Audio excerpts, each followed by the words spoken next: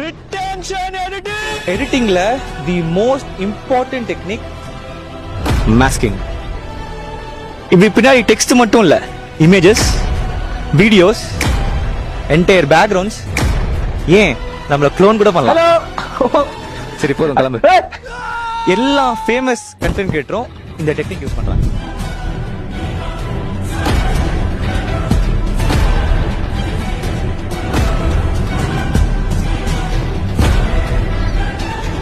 Movie ட்ரெய்லர்ஸ்ல கூட use பண்றாங்க.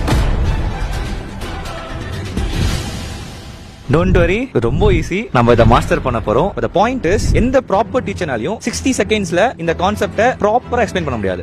So I'm gonna give you this.